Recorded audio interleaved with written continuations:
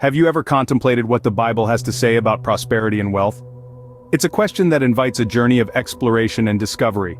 Today, we're setting out on that journey, navigating the vast narratives of the Bible to unearth its wisdom on prosperity and wealth. The Bible, as we know, is a trove of stories and teachings that have guided millions over centuries. Among these teachings, we find a unique perspective on prosperity and wealth. A perspective that not only distinguishes between the two but also offers a blueprint for achieving them. We'll delve into the stories of Solomon, the parables of talents, the principle of generosity, and the warnings against greed. Each of these biblical teachings provides insights into how to set goals, pursue them, and ultimately, achieve prosperity. So, are you ready?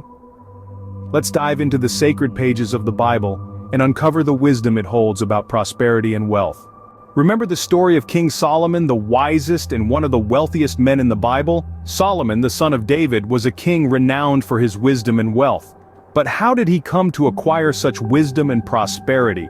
His story begins with a dream. One night God appeared to Solomon in a dream and said, "Ask for whatever you want me to give you." Now Solomon could have asked for anything, wealth, honor, or the lives of his enemies. Yet he made a unique choice. He asked for wisdom and understanding to govern the people of Israel justly, and to discern between good and evil. When he made this request, it pleased the Lord.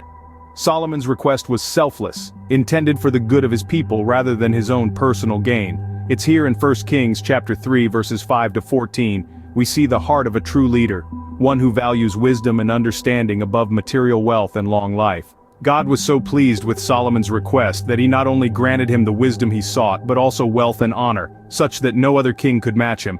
And God added one more thing, a promise. "If you walk in obedience to me and keep my decrees and commands as David your father did, I will give you a long life." It's fascinating, isn't it? Solomon asked for wisdom and he was blessed with wealth and honor in addition. The story of Solomon teaches us that prosperity in the biblical sense isn't just about amassing wealth. It's about gaining wisdom and understanding. It's about using those gifts for the good of others. It's about walking in obedience to God's decrees and commands. So the first principle we learn is that seeking wisdom and understanding can lead us to true prosperity. Let's consider the parable of the talents, a story about investment and growth. The parable of the talents, as told in the book of Matthew chapter 25 verses 14 to 30, is a rich tale that reveals a profound truth about prosperity. The story unfolds with a master who entrusts his 3 servants with his wealth, measured in talents, before departing on a journey. To the first servant he gives 5 talents, to the second he gives 2, and to the third he gives 1, each according to their abilities. The first 2 servants, seizing the opportunity, put their talents to work and double their master's investment. However, the third servant, fearing his master's wrath, buries his talent in the ground, making no increase at all. Upon his return, the master praises and rewards the first 2 servants, saying, "Well done, good and faithful servant. You have been faithful over a little, I will set you over much." But to the third servant, who hid his talent, the master expresses his disappointment and takes away his 1 talent, giving it to the servant who has 10 talents. The parable encapsulates the principle of investing what we have wisely and diligently. It shows that when we use our resources, skills, and opportunities effectively, they multiply and lead to growth and increase, a form of prosperity. The 2 diligent servants represent those who, in spite of the risks, invest their talents wisely and reap the benefits. On the other hand, the third servant's approach shows the dangers of fear and inaction. By burying his talent, he not only failed to increase it, but he also lost it entirely. This servant represents those who, out of fear or complacency, fail to utilize their talents and miss out on potential prosperity. So, what can we glean from this parable? The message is clear. We are called to be good stewards of the wealth, resources, and abilities entrusted to us. By investing wisely and working diligently, we can increase our talents and achieve prosperity. This parable teaches us that wise and diligent investment can lead to prosperity. The Bible has a lot to say about generosity, doesn't it? It's a theme that repeats itself throughout the scriptures in both the Old and the New Testaments. One of the most compelling verses on this topic can be found in the book of Proverbs. Proverbs 11:24. 25 says, "One gives freely, yet grows all the richer. Another withholds what he should give, and only suffers want. Whoever brings blessing will be enriched, and one who waters will himself be watered." This principle of generosity is a fundamental thread that runs through the fabric of the biblical narrative. The Bible doesn't merely suggest generosity, it commends it, celebrates it, and confirms its place in the prosperous life. Generosity, according to the scriptures, is not about losing what you have. It's about sowing seeds that will grow and bear fruit. The Bible makes an intriguing association between generosity and prosperity. It does not suggest that those who give freely will deplete their resources. On the contrary, it provides an image of richness growing, of blessings multiplying because of the act of giving. This isn't about a transactional relationship where you give to get. Rather, it's about understanding the nature of true wealth, which is not measured by what we accumulate but by what we give away. Think about it, when you give freely, you're not only providing for others, but you're also cultivating a spirit of abundance within yourself. You're acknowledging that there's enough to go around, that you can afford to be generous. This mindset, this spirit of generosity, attracts more prosperity. It opens up channels for blessings to flow into your life. And isn't that a beautiful concept? That the more we give, the more we receive. That our generosity does not leave us impoverished, but rather enriches us. It's a perspective that turns the world's understanding of wealth and prosperity on its head. So, what does this mean for us? It means that generosity should not be an afterthought or a begrudging obligation. It should be a joyful, intentional act, a fundamental part of our lives. Because when we give freely and generously, we're not just giving away something, we're gaining something far more valuable. Generosity, then, is a key to prosperity. While the Bible encourages prosperity, it also warns against greed. Yes, my friends, this truth is powerfully depicted in the story of the rich fool, as narrated in Luke 12:13-21. This parable, told by Jesus himself, brings to light the perils of greediness and the importance of understanding what truly matters in life. In this account, we meet a man who had a bountiful harvest, so much so that he didn't have enough space to store his crops. Instead of sharing his surplus, he decided to tear down his barns and build bigger ones to store all his grain and goods. This man believed he had many years of ease and pleasure ahead of him because of his material wealth. However, God called him a fool and said, "This very night your life will be demanded from you. Then who will get what you have prepared for yourself?"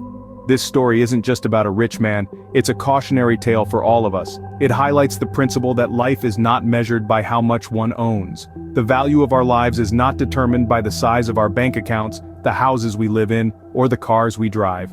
True prosperity, according to the Bible, is not about material wealth but about spiritual richness. It's about living a life of purpose, love, and generosity. Greed, on the other hand, can blind us to what's truly important. It can make us focus on accumulating wealth for ourselves, forgetting our purpose and the needs of others. This, in turn, can lead to our downfall, just like the rich fool in the story. His wealth did not save him. Instead, it left him unprepared for the end of his life. So let's remember this.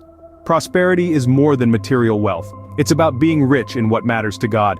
It's about living a life of generosity, love, and purpose. And let's not forget the warning against greed. As the Bible clearly shows, for the love of money is a root of all kinds of evil. So the Bible warns us that greed can lead to downfall, not prosperity. Let's keep this in mind as we strive for true prosperity, the kind that enriches not just our lives, but also the lives of those around us. As we explored biblical teachings, we discovered that prosperity is a complex concept. It's not just about amassing wealth, but also about the wisdom to use it, the courage to invest, and the heart to be generous. Let's take a moment to reflect on these principles we've discussed. We delved into the story of Solomon, a king renowned for his wisdom. He didn't ask God for wealth or power, but for wisdom. And it was this wisdom that brought him prosperity. It's a clear message that wisdom is the cornerstone of prosperity, teaching us to make informed and insightful decisions in our lives. Next, we analyzed the parable of the talents, where the servants who invested their master's money were rewarded. The one who buried his talent out of fear was reprimanded. This parable illustrates the importance of investing wisely and taking calculated risks.